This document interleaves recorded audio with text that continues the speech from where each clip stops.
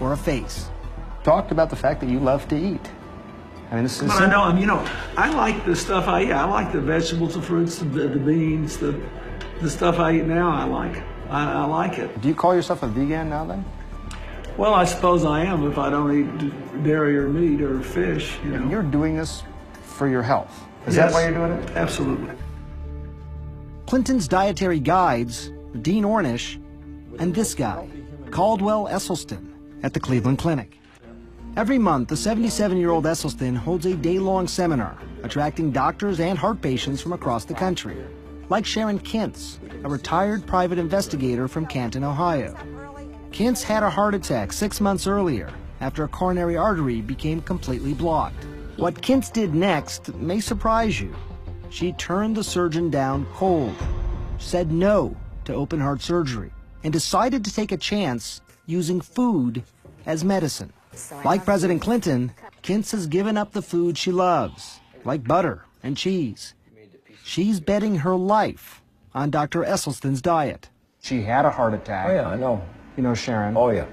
Doctors recommended she have an intervention. She's not doing it. Is there a downside? Could she be putting herself at risk? No. I think that's an excellent question. In hundreds of patients, data now going back over 20 years, and this most recent study about a decade, once they start eating this way, you'll make yourself heart attack proof. Going back over proof. We know that if people are eating this way, they are not going to have a heart attack. Esselstyn has won some allies, like Dr. Terry Mason, Chief Medical Officer at Cook County Hospitals in Chicago, and the city's former public health commissioner. We've eaten ourselves into a problem, and we can eat ourselves out of it.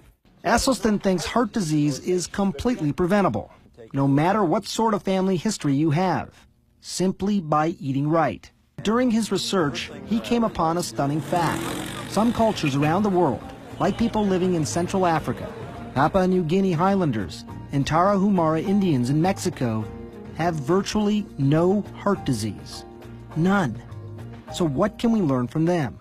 You have some easy-to-remember adages about how people can decide what they should or should not eat. We know what they shouldn't eat. That is oil, dairy, meat, fish, and chicken.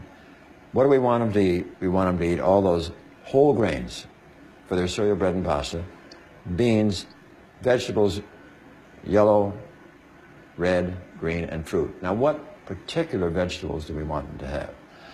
Bok choy, Swiss chard, kale, collards, collard green, beet greens, mustard green, turnip greens, Napa cabbage, Brussels sprouts, broccoli, cauliflower, cilantro, parsley, spinach, and arugula, and asparagus. And I'm out of breath.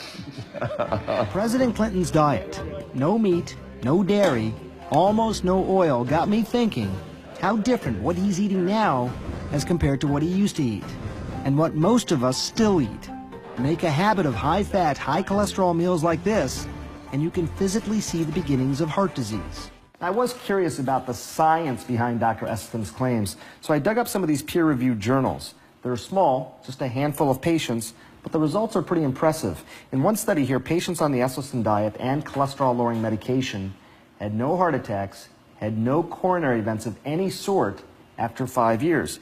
And 3/4 of these patients actually saw their blockages get smaller. You're not talking about just reducing your chance of heart disease. You're talking about potentially reversing heart disease. Oh, absolutely. The late wisdom is that once you develop these plaques, they're there. You're stuck with them. Try not to let them get worse. Is that faulty thinking? I think it's absolutely faulty thinking. Here's a picture Esselstyn likes to show of a heart patient with a blocked coronary artery. And here's that same patient after going on a plant-based diet. You see the way the blockage has almost disappeared? Sharon Kintz survived a heart attack a year ago after a coronary artery became completely blocked. Now she's counting on the Esselstyn diet to keep her from having another. Thankfully, your heart muscle function is normal. Kint's cardiologist, Adnan Zaidi, says so far so good with the diet. It's a difficult sell, but those who get onto it have benefited from it without a question. Kintz is a true believer. So is former President Bill Clinton. And nowadays, they have a lot of high-powered company.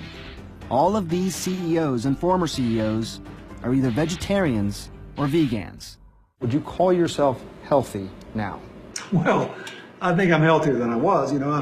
I lost 20-something pounds. All my blood tests are good. All my vital signs are good. And I feel good. And I actually have believe it or not, more energy.